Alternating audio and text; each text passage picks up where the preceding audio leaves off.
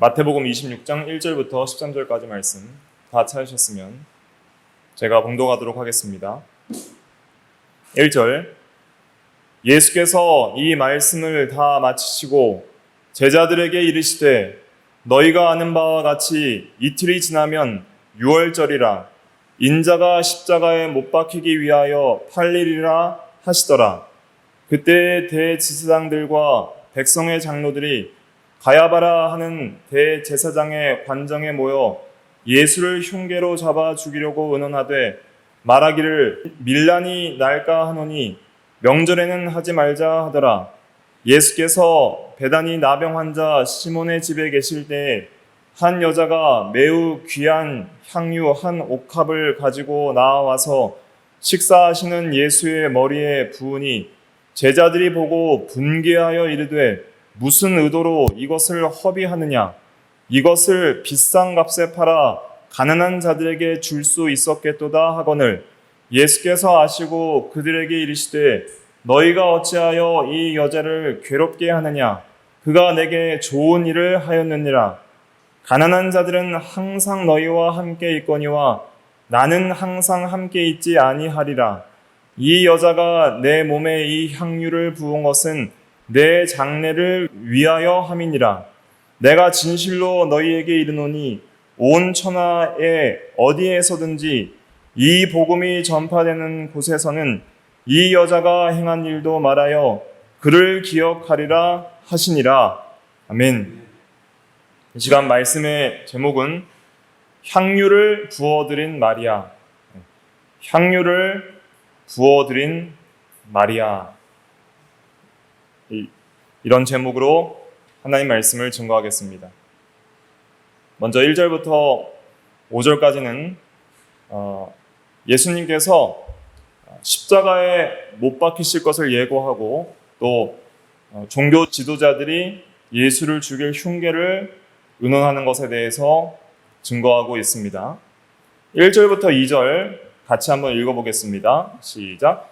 예수께서 이 말씀을 다 마치시고 제자들에게 이르시되 너희가 아는 바와 같이 이틀이 지나면 유월절이라 인자가 십자가에 못 박히기 위하여 팔리리라 하시더라. 네, 예수님께서 저녁에 잡히시고요. 그 다음에 밤새 신문을 받으시고 그 다음날 오전 9시에 십자가에 못 박혀 죽으시게 되는데 그 잡히시기 이틀 전에 이제 마지막으로 예수님께서 십자가에 돌아가실 것을 제자들에게 예고하셨습니다. 예수께서 이 말씀을 다 마치시고 그랬는데 지금까지 살펴본 여러 말씀들이 있었잖아요. 말세 징조와 마지막 때에 될 일들과 또 주님께서 영광 중에 재림하실 때까지 깨어 준비하라고 하신 여러 비유가 있었죠. 열처녀 비유, 달란트 비유, 양과 염소 비유가 있었는데 그러한 것을 통해서 주님이 마지막 때 영광 중에 재림하시면 최후 심판이 있고 결산 때가 있다, 혼인잔치가 있다 하는 것을 말하면서 영광의 주님과 마지막 때의 주의 재림을 말씀하시다가 말씀을 다 마치시고 나서 갑자기 제자들에게 이제는 예수님께서 죽으신다 이렇게 말을 하고 있는 거예요.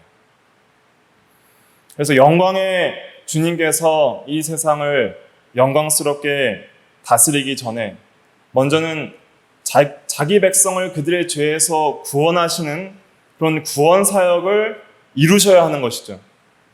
우리도 주님과 함께 영광을 받기 전에 이 세상에서 주와 함께 고난을 받아야 되는 것입니다. 고난 후에 영광이 있는 거예요. 그것이 이 구원의 원리입니다. 예수님께서는 제자들에게 이틀이 지나면 유월절이라 말씀하셨고 인자가 십자가에 못 박히기 위하여 팔리리라 그랬습니다. 예수님께서는 유월절 어린 양으로 희생되신 것입니다. 유월절이라는 것은 무엇이냐면 넘을 유, 넘을 월이에요. 넘을 유, 넘을 월. 영어로는 Passover이라고 하는데 지나가다라는 뜻입니다. 지나가다. 이것은 하나님의 심판의 천사가 그리스도의 구속을 믿는 그 이스라엘 백성을 심판하지 않고 지나간 그 유월절 사건을 계기로 만들어진 절기입니다. 유월절은 언제 생겼냐면 주전 약 1500년경에 모세 시대 때에 제정이 되는데요. 아브라함은 주전 2000년 전 사람이고 모세는 약 주전 1500년 전 사람이고 다윗은 주전 1000년 사람이에요. 이렇게 좀 이해하시면 쉽습니다. 그래서 아브라함 시대 이후에 이제 아브라함과 이삭과 야곱이 다른 이름이 이스라엘인데 야곱의 12아들이 이제 애굽에 정착하면서 한 400년 이상이 흐르죠. 그래서 아브라함 이후에 약 500년이 지난 때 모세 시대 때에 이제 이스라엘 백성들이 애굽에서 종살이하면서 많은 수, 장정만 60만, 여자와 어린아이까지 하면 약 200만 정도 추정되는 그 대민족을 이끌고 애굽에서 이제 나오려고 할 때 지도자로 모세를 보내게 되죠. 그래서 모세가 애굽은 이집트죠. 이집트 왕 바로, 즉 파라오에게 가서 이제 내 백성을 보내라 하신다. 그러니까 우리가 예배하기 위하여 광야로 가야 되니까 백성을 보내라. 그렇게 말을 할 때에 그 바로가 내가 어떻게 보낼 수 있느냐, 이렇게 내가 종을 잘 부리고 있는데 보낼 수 없다 할 때에 그렇지 않으면 하나님께서 10가지 재앙을 내리시겠다 하시면서 이제 10가지 재앙을 내리게 됩니다. 재앙이 피개, 이파, 가종, 우매, 흑장, 저는 이렇게 외웠는데요. 피재앙, 개구리 재앙, 이재앙, 피개, 이파, 파리재앙. 그 다음에 가축에 대한 재앙, 또 악성 종기가 나는 재앙, 그 다음 우박재앙, 그 다음에 메뚜기 재앙, 흑암재앙, 이렇게 9가지 재앙이 있다가요. 마지막에 이제 10번째 재앙이 무엇이냐면 장자를 죽이는 재앙이에요. 그래서 모든 사람이나 가축이나 첫 새끼, 첫 장자들은 전부 하나님께서 죽이시겠다는 거예요. 그런데 그 장자 재앙을 면할 수 있는 한 가지 방법, 유월할 수 있는 그 장자를 죽이는 천사가 이제 이집트 전역을 이렇게 죽이러 다니는데 그 장자 재앙으로부터 구원받을 수 있는 유일한 길이 무엇이냐면 어린 양을 잡아서 그 피를 집 문, 임방은 이제 문틀의 이 가로바죠. 가로바가 임방이고, 그다음에 양 설주, 두 설주는 이제 세로 이 기둥, 문틀이죠. 그 임방과 설주에 어린 양의 피를 바르면 천사가 그 피를 보고 그 집에 있는 장자는 죽이지 않고 넘어가겠다. 그래서 넘어가겠다라는 의미에서 유월입니다. 유월절이라는 것은 하나님의 심판이 이루어지지 않고 구원하고 넘어가겠다라는 의미로 유월인 거죠. 그러니까 이 장자 재앙을 통해서 하나님께서는 모든 죄인은 반드시 하나님의 심판대 앞에 서고 정죄받고 또 사망의 형벌을 받을 수밖에 없다는 것을 가르쳐 주시는데, 이 사망의 형벌과 심판을 피할 수 있는 유일한 길은 그리스도의 희생의 피를 믿는 믿음 안에서 구원을 받을 수 있다 하는 것을 유월절 그 사건을 통해서 가르쳐 주셨던 것이죠. 그래서 그 피를 볼 때에 죽음의 천사가 그 집을 넘어가 버린 거예요. 그것처럼 예수 그리스도께서 우리를 대신하여 십자가에 죽으심으로 말미암아 우리의 죄를 대신하여 피를 흘리셨습니다. 피라는 것은 무엇을 상징하죠? 피는 생명을 상징하는 거예요. 생명. 그래서 구약 시대에 하나님께서 의식법적으로는 피를 먹지 말라. 왜냐하면 피에 생명이 있기 때문이라 그랬습니다. 오늘날도 이 피가 굉장히 중요합니다. 피가 깨끗해야지 사람이 건강해요. 그리고 피가 참 신기한 게 피가 모든 이런 세포 조직이나 심지어 뼈까지도 만든다고 해요. 그래서 피가 참으로 중요하고 또 혈액이 잘 돌아야지 건강합니다. 그래서 심장이 또 건강해야 될 뿐만 아니라 제2의 심장이 어디예요? 다리예요, 다리. 그래서 다리, 그 걷기 운동이나 이런 걸 많이 하셔야 돼요.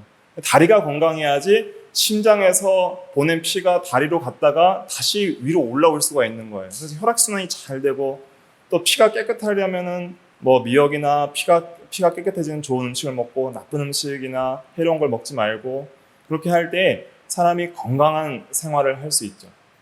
그래서 피는 생명을 상징하는 거예요. 생명.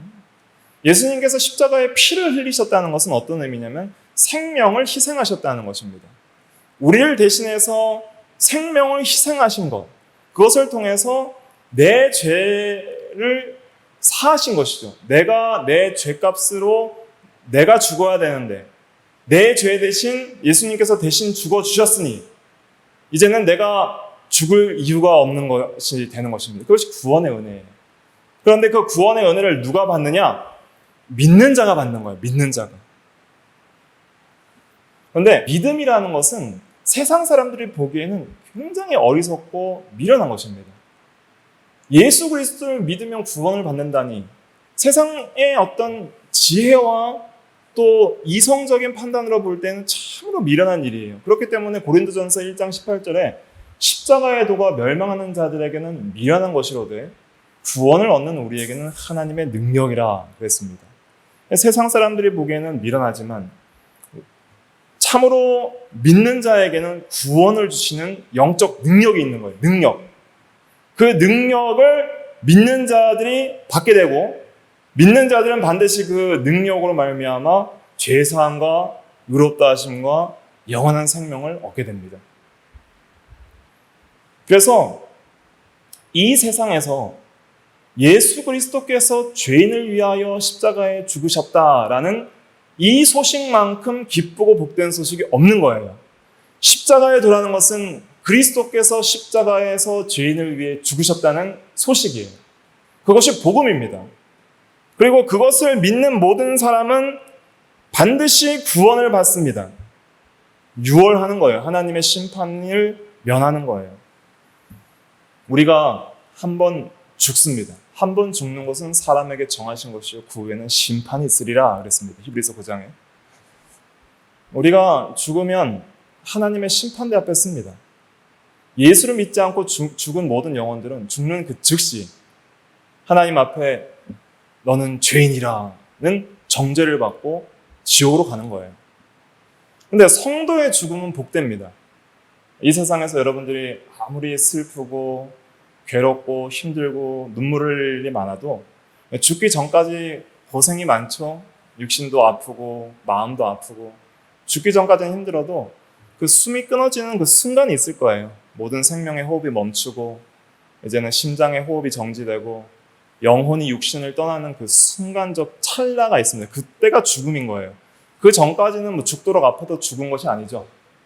그 죽는 그 순간에 그 영혼이 하나님 앞에 설 때에 영광 중에 하나님께 안길 것입니다. 그리고 너는 의인이라. 예수 그리스도의 피를 믿는 믿음이 있으니 너는 의인이라. 이제는 창세 이후로 예비된 하나님의 나라를 상속받으라 하시면서 지금까지 있었던 모든 슬픔과 애통함과 눈물과 괴로움들은 다 사라지고 이 세상에서 누렸던 어떤 기쁨과도 비교할 수 없는 영광스러운 기쁨과 즐거움 속에서 영원히 하나님과 함께 살 소망이 있으니 그것이 구원받은 성도에게 주어지는 하나님의 은혜인 것이죠. 그 놀라운 구속의 은혜가 복음을 믿는 자들에게 주어진다니 세상 사람들이 보기엔 미련하지만 믿는 자에게는 그것이 가장 귀한 소식이고 복된 소식이고 구원을 주시는 하나님의 능력이에요. 하나님의 능력.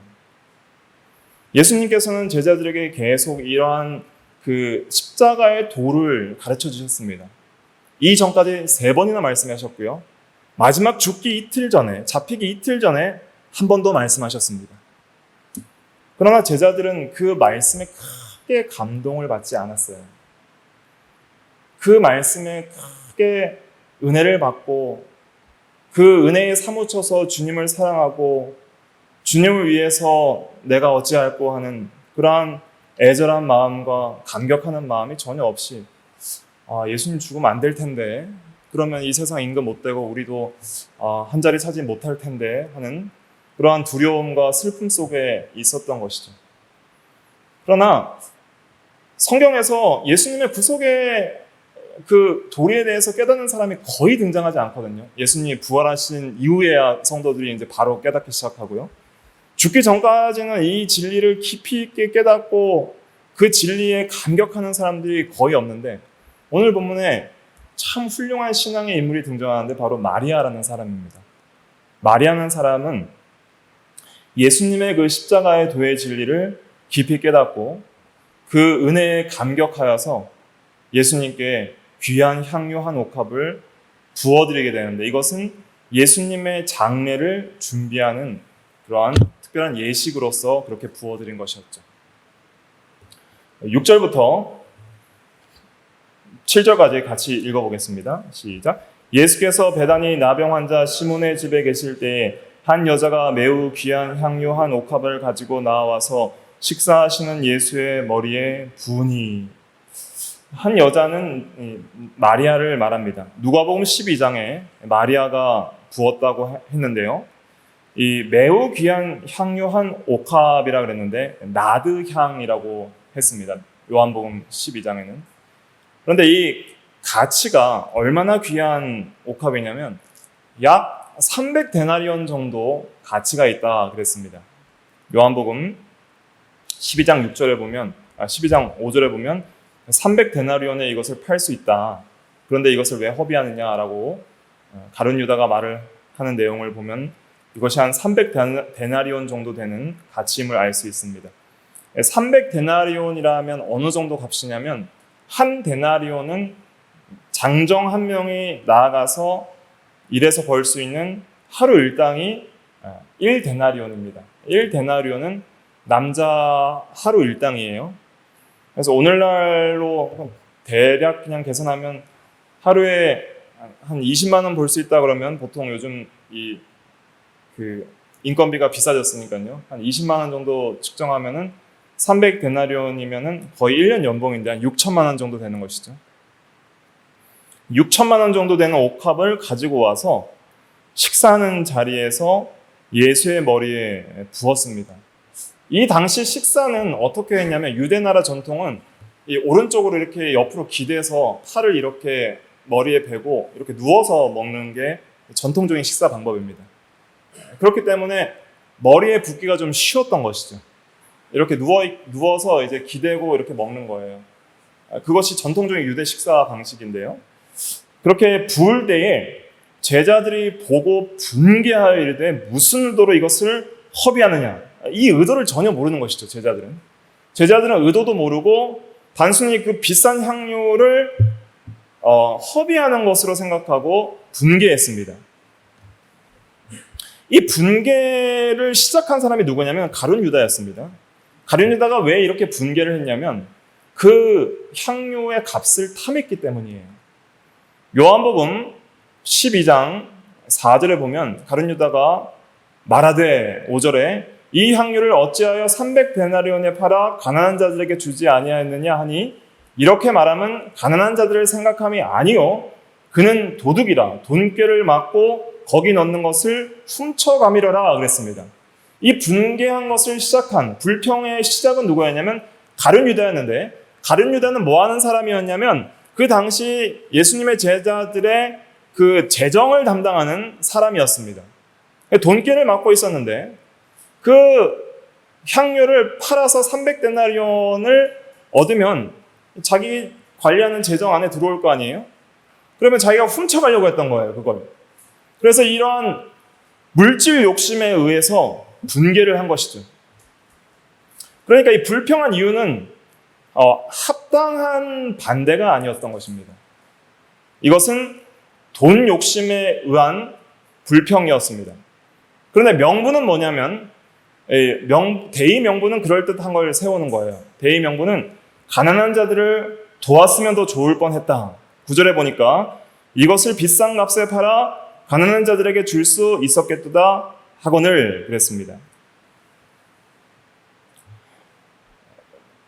오늘날도 이렇게 불평하는 사람들의 특징을 보면은 보통은 자기중심과 또 욕심에서 일어나는 것을 알 수 있습니다.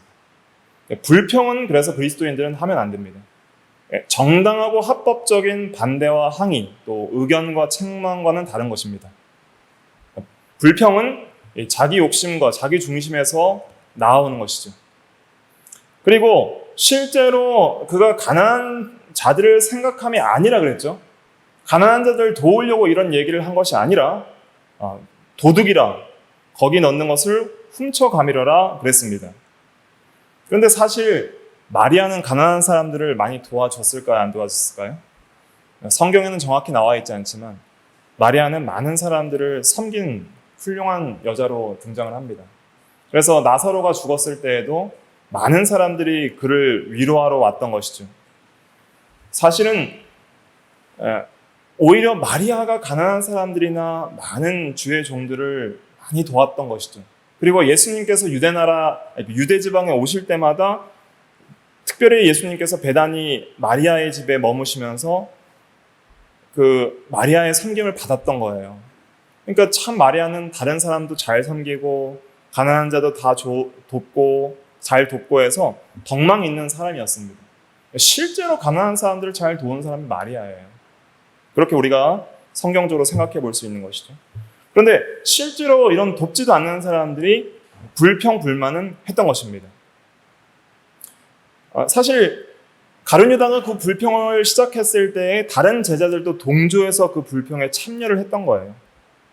그런데 마리아의 그 중심에 있는 참된 신앙을 알아본 사람은 아무도 없었던 것이죠. 왜 향유를 예수님의 머리에 부어드렸을까? 그 중심에 있는 본질적인 신앙의 핵심은 무엇인지를 아는 사람은 아무도 없었던 거예요. 그런데 누구만 아세요? 예수님은 아시는 것이죠. 10절, 11절 같이 읽어보겠습니다. 시작. 예수께서 아시고 그들에게 이르시되 너희가 어찌하여 이 여자를 괴롭게 하느냐? 그가 내게 좋은 일을 하였느니라.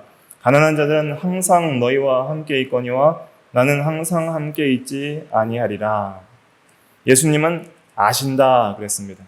예수님은 참 신앙이 무엇인지도 아시고 교회에서나 세상에서 혹시라도 억울하게 누명을 쓰고 욕을 먹는다 하더라도 진실한 사람과 또 바른 마음을 다 아시는 거예요.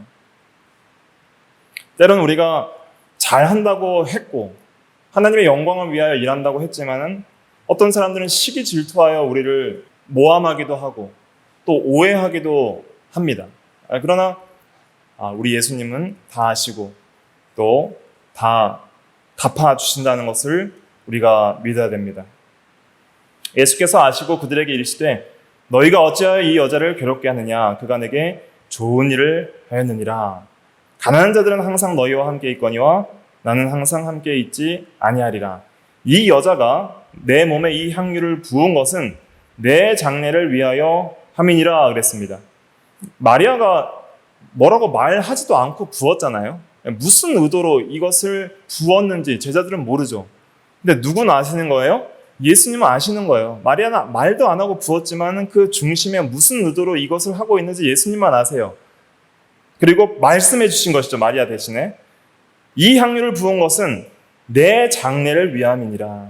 6월절 어린 양으로 죽으실 예수님의 장례를 위하여 이것을 부었다는 거예요. 이것은 무엇이냐면 예수님께서 나의 죄를 위하여 십자가에 달려 죽으시는 그 십자가의 희생의 그 은혜를 너무 감사해서 그 예수님을 가장 귀하게 여기고 그 희생에 가장 감격해서 그 희생에 보답하는 마음과 감사하는 마음과 또 사랑하는 마음으로 일을 한 거예요.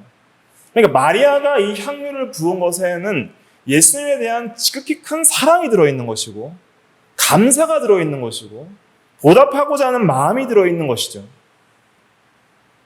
그것을 예수님께서는 가장 높게 평가를 하셨습니다. 그런데 제자들은 예수님을 사랑하고 예수님의 은혜에 감격하고 그 은혜에 마음이 감동하는 것보다 더 중요하게 생각하는 건 무엇이냐면 기독교 사업이에요. 교회가 어려운 사람 도와야 되지 않느냐? 가난한 사람 구제해야 되지 않느냐? 어려운 사람 찾아가서 돕고 여러 가지 프로그램을 만들어서 이 재정을 운영을 해서 사업과 행사를 많이 해서 사회적으로 칭찬을 받고 많은 사람들이 좋아하고 모일 수 있는 그런 교회 프로그램과 사업을 해야 되지 않겠느냐 하는 것입니다.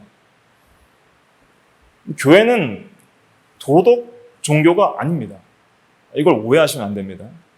오늘날 한국교회에서 많은 목사님들이 단순히 그냥 도덕적인 교훈으로 설교를 그치는 그런 분들이 많이 있어요. 착하게 살아야 됩니다. 이웃을 사랑해야 됩니다. 또 남에게 덕을 세워야 됩니다.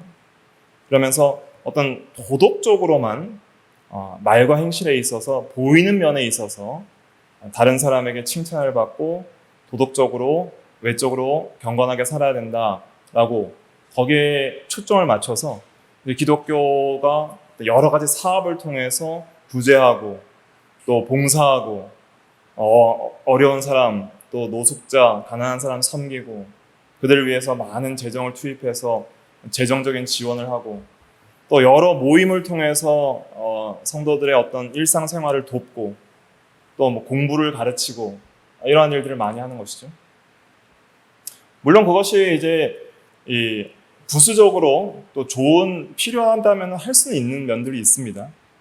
성경에서 가난한 자들을 구제하라는 말도 있고 어려운 사람을 도우라는 말도 있고 야고보서 1장에 보면 27절에 참된 경건은 고아와 과부를 그 환난 중에 돌보는 거라 그랬어요.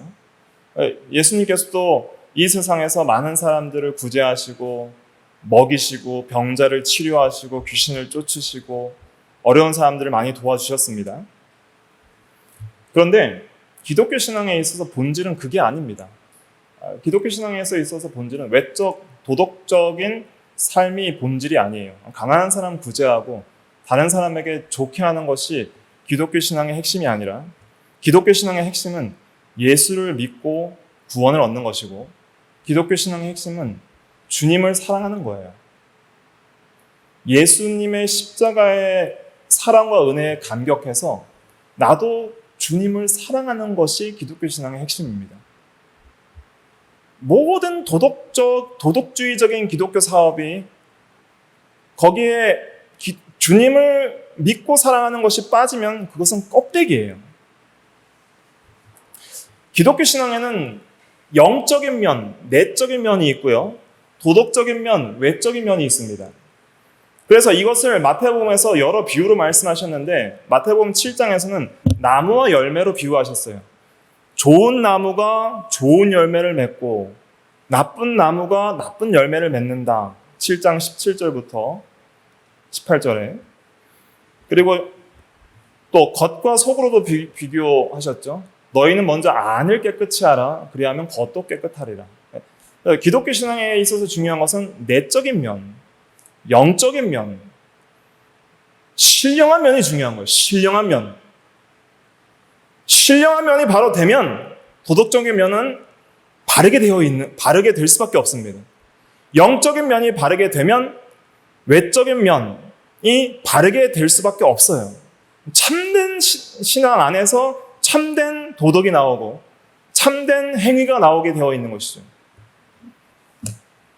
외적인 행위만 강조하는 제자들을 보십시오. 가난한 자들을 도와준다는 명분을 세워주면 실제로 그들은 가난한 자들을 생각함이 아니라 그랬어요. 내적인 면은 없으면서 외적인 면만 대외 명분만 세우지만 실제로 그런 행함은 없는 것이죠.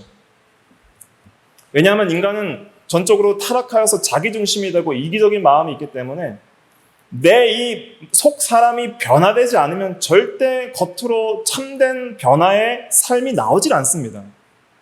그러니까 예수 믿는 도는 속 사람을 변화시키는 것이고 영혼을 변화시키는 것이고 마음을 변화시키는 것이고 내적인 이 영적인 면의 변화, 참된 변화를 일으키는 것이 기독교 신앙의 본질이에요. 그것은 사람들에게 잘 안 보이죠. 예수님만 아시는 거예요. 이 사람이 제대로 주님을 사랑하는지, 얼마나 사랑하는지, 십자가의 은혜에 얼마나 감격하는지, 얼마나 개인적으로 혼자 간절히 기도하는지, 얼마나 눈물을 흘리는지, 얼마나 말씀을 사랑하여서 그 말씀을 읽고 묵상하고 그 말씀대로 내 마음을 점검하고 내 마음을 말씀대로 변화시키려고 애를 쓰는지, 그 말씀을 얼마나 주야로 묵상하고 그 말씀대로 행하려고 애를 쓰는지, 주님의 십자가의 사랑과 은혜에 날마다 감격해서 늘 울어도 눈물로 다 갚을 수 없어 이 한 번 바칩니다 하는 그러한 찬송이 실제적으로 나의 신앙 고백이 되는지 그런 것은 누가 알겠어요? 옆에 있는 가족들도 아내도 남편도 잘 몰라요. 왜냐하면 자기 신앙이기 때문이죠. 근데 주님께서 가장 귀하게 보시는 것은 남에게 보이는 면이 아니에요. 난 이렇게 돈을 많이 다른 사람에게 구제했습니다. 많은 사람들을 도왔습니다. 교회를 많이 이렇게 외적으로 많은 사업과 봉사를 했습니다. 오늘날 교회의 프로그램이 얼마나 많이 있습니까? 그게 다 잘못됐다는 건 아니고요. 봉사, 프로그램, 뭐 여러 가지 그런 거에 지쳐서 사람들이 진짜 중요한 하나님을 사랑하고 주님을 사랑하고 말씀과 기도에 힘을 쓰는 그 본질적인 면을 놓치고 있는 것은 아닌지를 점검해 봐야 된다는 것이죠. 제자들은 본질을 놓치지 않고 껍데기만을 추구하고 있었던 것입니다. 그런데 그 사이에서 진짜 본질적인 것을 추구했던 사람이 있는데 그것이 그런 위대한 사도들이 아니라 연약한 여인인 마리아였던 거예요. 이 마리아의 특징은 뭐냐면 누가복음 10장에 보면은 42절에 보면은 마리아와 마르다가 예수님을 섬기는데 마리아 집에 오셨을 때 예수님께서 말씀을 가르쳐 주셨거든요. 근데 마리아는 말씀을 듣고 있고요. 마르다는 봉사하고 섬기려고 집안일에 분주한 거예요. 예수님이 오셨으니까 뭔가 밥이라도 차려드리려고 음식도 하고 분주한데 마리아는 아무것도 안 하고 예수님 앞에 딱 앉아서 예수님 하시는 말씀만 계속 듣고 있는 거예요. 그러니까 마르다가 아니 예수님 나 이렇게 바빠 죽겠는데 마리아 보고 좀 도와달라고 하십시오. 책망 안 하십니까? 할 때 예수님께서 많은 것으로 너희가 분주하나 한 가지만으로도 족하다. 응? 마리아는 이 좋은 편을 택하였으니 빼앗기지 아니하리라 그랬거든요.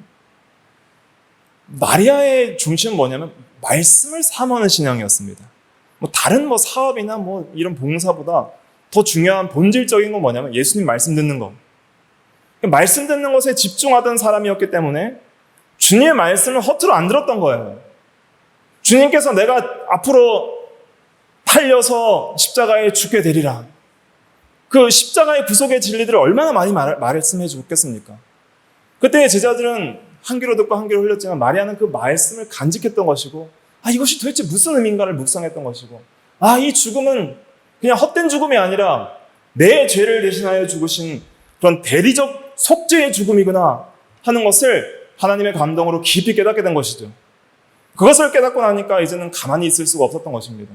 예수님께서 나를 위해서 이제 이틀 후면은 죽으신다는데 그것을 보고 가만히 있을 수가 없는 거예요. 날 위해 십자가에 달리신 주님을 보고도 가만히 있는 사람은 주님을 사랑하는 사람이 아닙니다. 그러니까 내가 할 수 있는 것이 무엇일까? 장례를 준비해야 되겠다. 주님이 나를 위해 죽으시는데 내가 할 수 있는 것이 무엇일까? 기도를 했을 거예요. 주님, 내가 주를 위해 할 수 있는 것이 무엇입니까? 하나님께서 감동을 주셔서 이 장례를 내가 준비하는 그러한 준비를 해야 되겠구나. 그렇게 생각을 하고 내가 가지고 있는 가장 귀한 옥합, 정말 내가 갖고 있는 것 중에 참 보물 1호였을 거예요 아마. 그 옥합 300데나리온이나 되는 것을 예수님의 머리에 부었던 것이죠. 이것은 예수님에 대한 마리아의 진실된 사랑을 표현하는 것입니다. 사랑이라는 것은 희생 없이는 드러나지 않습니다. 내가 사랑한다고 아무리 말해봤자 내가 그 다른 사랑하는 대상을 위해서 희생하는 면이 없으면 그것은 진실한 사랑이 아니에요.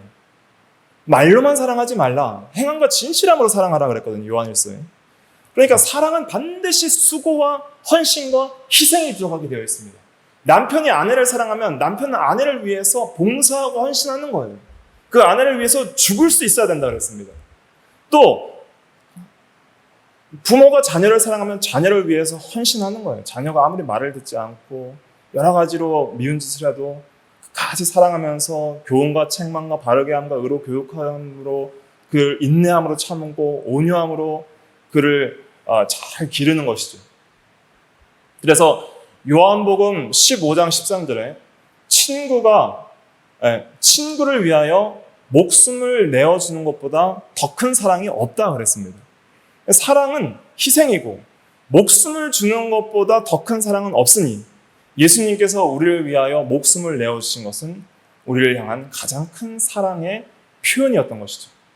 십자가에서 우리는 주님이 우리를 향하신 사랑의 그 행위를 봐야 됩니다. 사랑의 마음을 봐야 됩니다. 주님께서 우리를 얼마나 사랑하셨는가? 우리가 아직 죄인 되었을 때 우리를 사랑하셨고요. 또 우리보다 요한일서 4장 19절에는 먼저 사랑하셨다 그랬고 요한복음 13장 1절에는 끝까지 사랑하셨다 그랬고 그리고 갈라디아서 2장 20절에는 나를 사랑하사 나를 위하여 자신을 내어주셨다 그랬습니다. 자신을 버리셨다 그랬습니다. 그러한 사랑을 우리에게 베풀어 주셨습니다. 그때 참으로 예수 그리스도의 십자가의 도를 믿는 사람에게는 반드시 주님을 사랑하는 그런 강력한 감정의 변화가 일어나야 됩니다. 십자가의 도라는 그 진리의 지식이 내 심령 속에 영접되어 내 마음에 받아들여졌다라면, 참으로 내가 예수를 믿는다라면, 예수님에 대한 바른 지식을 내가 믿는다면 반드시 우리의 감정은 변화되게 되어 있습니다. 어떻게 변화되나? 예수를 보지 못하였지만 사랑하게 되어 있습니다. 이제도 보지 못하지만 믿고 말할 수 없는 영광스러운 즐거움으로 즐거워하게 되니, 왜냐하면 믿음의 결국 우리의 영혼이 구원을 받아서 영적으로 예수님을 향해 살아있게 되기 때문입니다. 그것을 베드로전서 1장에서 잘 설명하고 있죠. 한번 찾아볼까요? 베드로전서 1장 8절부터 9절까지 말씀 같이 읽어보겠습니다. 시작. 예수를 너희가 보지 못하였으나 사랑하는도다. 이제도 보지 못하나 믿고 말할 수 없는 영광스러운 즐거움으로 기뻐하니 믿음의 결국 곧 영혼의 구원을 받음이라.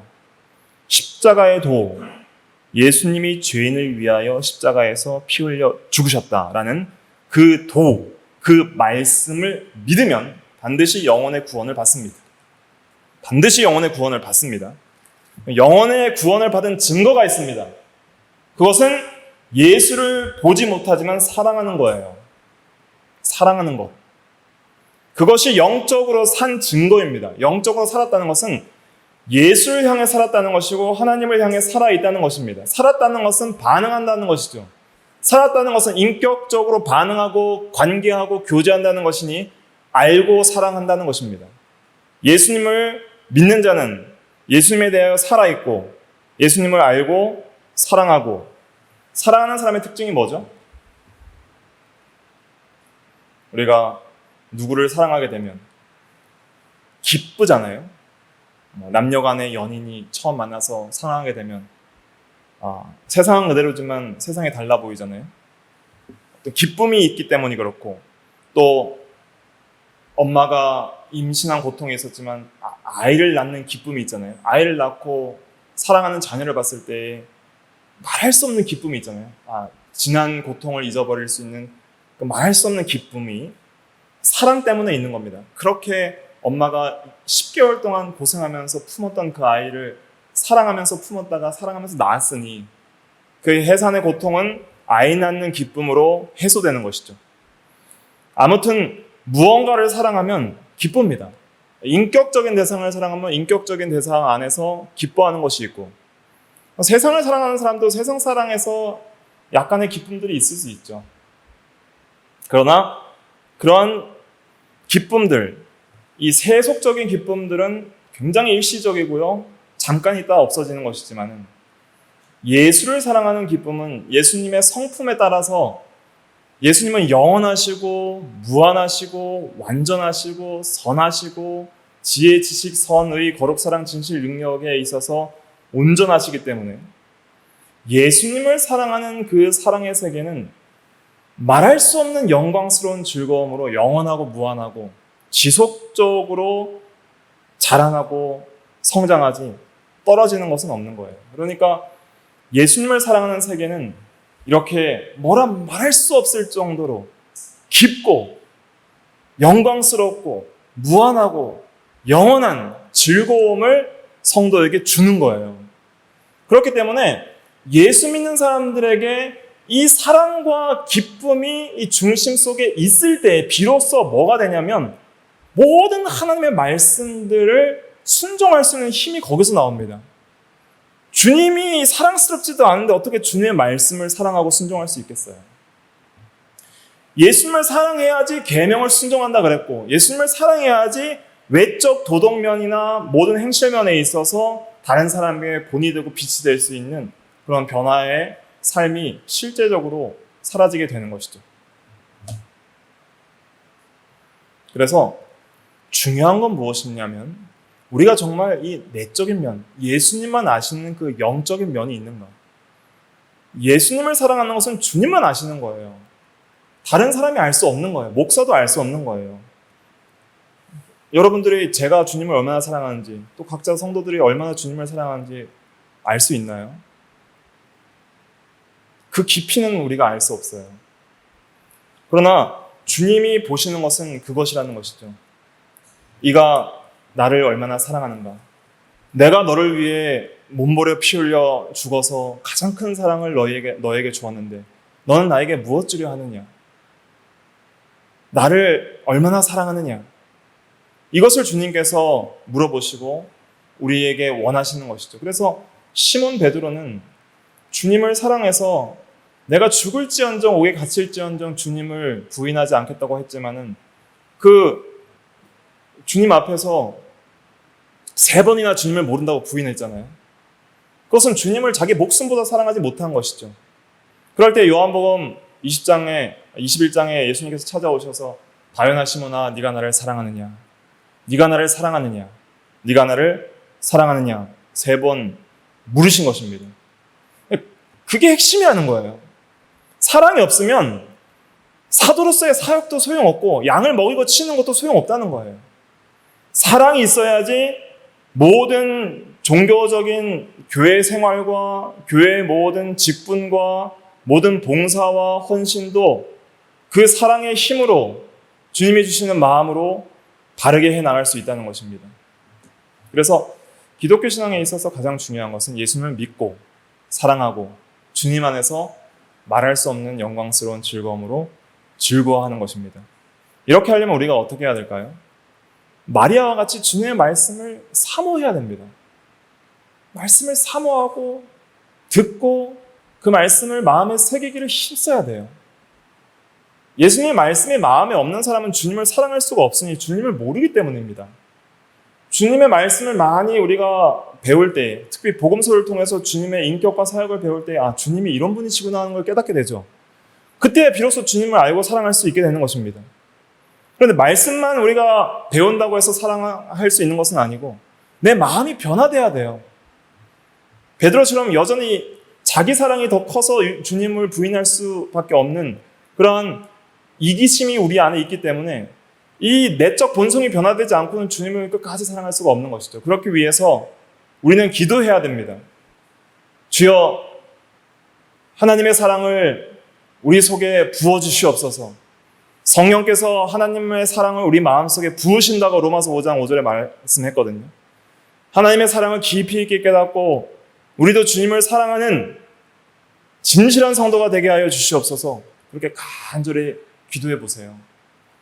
그러면 주님께서 우리에게 주님을 사랑할 수 있는 마음을 주시고 주님의 사랑의 깊이에 감격할 수 있는 마음을 주십니다.